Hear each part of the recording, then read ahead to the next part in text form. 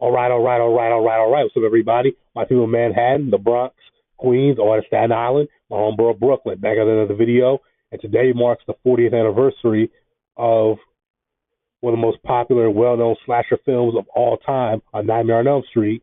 Of course, directed by the legendary Wes Craven, starring Robert Englund as pop culture horror slasher icon Freddy Krueger. Now, Freddy Krueger is probably the most popular and well-known slasher in American horror cinematic history. I mean, because when you think about all the big slasher films, the big slashers in those films like Jason and Michael, Ghostface, even Chucky the doll, Freddy and Chucky have the most personality. 'Cause, the other guys are silent killers with the mask on.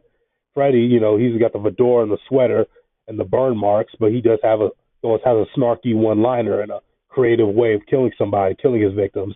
And of course, it's probably one of those iconic weapons. Jason, of course, just has the machete. Michael has the classic knife, has his ghost face, and even Chucky.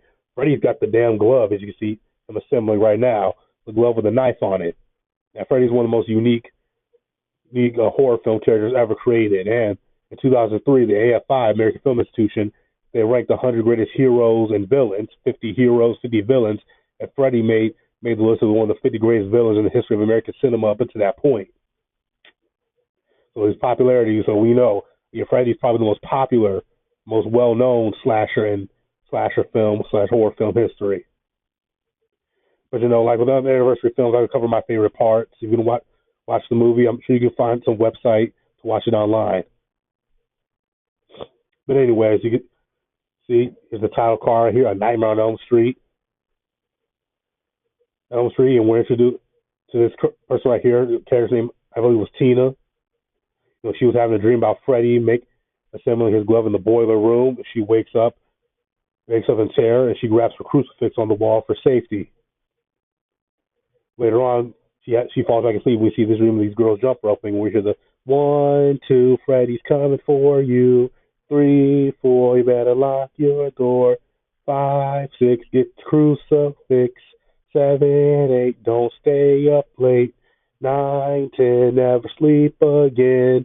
Of course, becomes synonymous with the franchise. And you hear the song at the beginning, almost the beginning of every movie, every Nightmare on Elm Street film. Excuse me. On the day she's telling her friends about the dream, in particular, and where she's the girl in the middle, our main character, our final girl, Nancy. Later on that night, she has another dream about Freddy, and she, like a dumb horror film girl, she wanders outside towards the trouble, where she encounters our slasher, Mr. Freddy Krueger, and Freddy begins chasing her in a very awkward way. She runs away.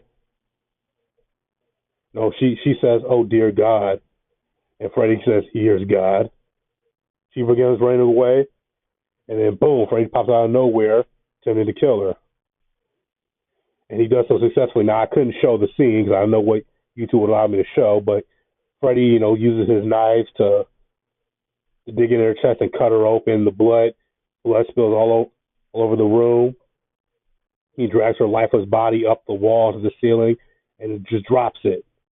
And her boyfriend, who was sleeping with her, runs away, and Nancy, everybody suspects that he did it, of course, even though he didn't. Late the next day, Nancy falls asleep in class, and she's out in the dream world. She wanders into Freddy's boiler room, where she encounters Freddy Krueger, and she begins running away in a chase scene. She gets cornered, and Freddy's ready to impale her with his glove. She burns her hand up against burns her arm, which wakes her up out of the dream state. She causes a ruckus in class. Later, she finds out her dream injury followed her into the real world. This is the final scene of the movie, the final showdown with Freddy. I know I skipped a lot, but it's okay. Again, if you watch this movie, you can probably find a website. I'll show it to you online. That's if you don't own the movie. Okay, Freddy's kicking down the door, ready to encounter the girl Nancy one more time. She set a bunch of traps for him. Here she is taunting Freddy, to come get me, Freddy. Freddy trips on a wire, which sets off an explosion that knocks him to the ground. So then she leads him to the basement and throws some gasoline on him and sets him ablaze. His burned body is brought out to the real world, where her father, played by John Saxon, who's a cop, finds Freddy and puts him out. And that's the end of Freddy Krueger for this movie. But as we all know, with Freddy Krueger and most slasher icons, they always come back some way, somehow. But yeah, that's the end of the first Nightmare on Elm Street. Which, again, I've always preferred 3, Nightmare on Elm Street 3, Dream Warriors. Me personally, I've always liked that one better. I found that one more entertaining. But the first one is just as great. Tell me what's your favorite Nightmare on Elm Street down below. Is it the first one? Is it the third one? Is it the fourth one?